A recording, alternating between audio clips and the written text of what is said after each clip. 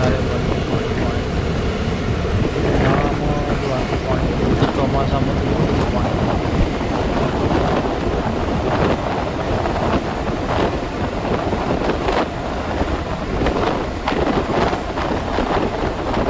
સામને દેખા મંદિર છે. ચોમાસામાં આ બધા રસ્તો આખો ડૂબી જાય, આટલું બધું પાણી આવે. પાણીનો હાલ સ્તર ઊંચો છે એટલે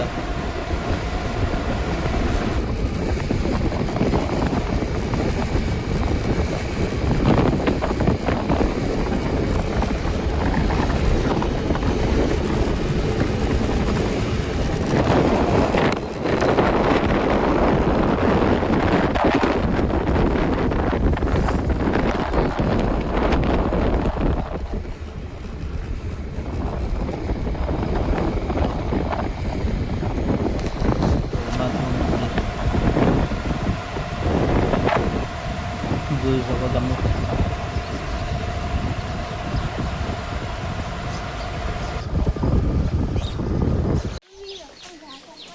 તું તો બોલ બોલ.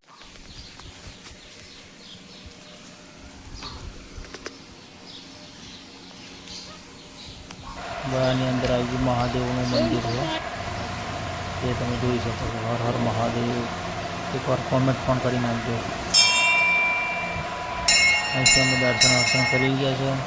દર્શન કરીને અમે અહીંથી બાજુના બીજા મંદિર છે, બહુ બધા મહાદેવના બધા મંદિર છે, શિવલિંગ આવેલા છે, નાના નાના આવે મોટા, જે તમે જોઈ શકો છો.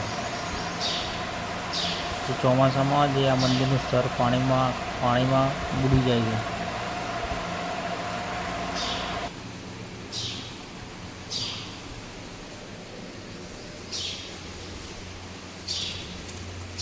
એ તમે બાજુના મંદિરમાં આવી જાય કે બીજા મહાદેવનું મંદિર છે, સામે રાધાકૃષ્ણ મંદિર છે, હનુમાન દાદાનું મંદિર છે, બાજુમાં ગાર્ડન છે, પાણી છે, એ જોવાલાયક એક સ્થળ છે.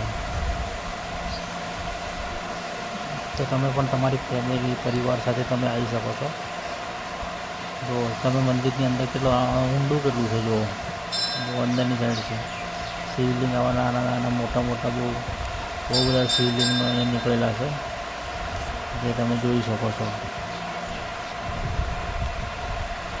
અને આગળ જોવા જઈએ તો પાણી, બહુ બધું પાણી છે. આ ભવનાથનું મંદિરની આજુબાજુ બહુ પાણી આવેલું છે. જ્યાં દૂર સુધી દેખાય ત્યાં સુધી પાણી જ છે. અહીંથી અમે નીકળી ગયા છે ગાયોની થોડું ઘાસચારો કરવા માટે. અમને ગાયોનો ઘાસ આપી અને અહીંથી અમે નીકળી જઈએ. બહુ બધી ગાયો છે અહીંયા, તે તમે જોઈ શકો છો.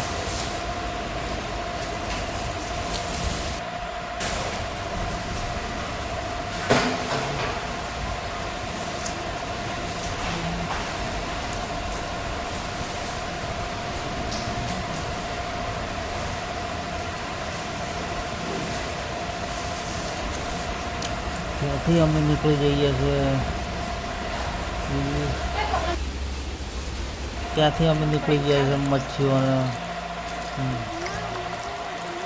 ભોજન કરાવવા માટે. એમને પણ ખવડાવી દઈએ છીએ થોડું ભોજન. મમરા છે, સેવ છે, ગાંઠિયા છે, લોટ છે. તમે જોઈ શકો કેટલી બધી માછલીઓ છે અહીંયા. બહુ બધી માછલીઓ તમે જોઈ શકો છો.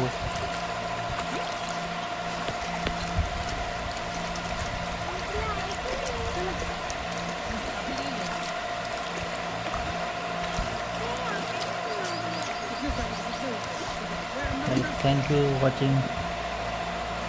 નવા બ્લોગમાં તમે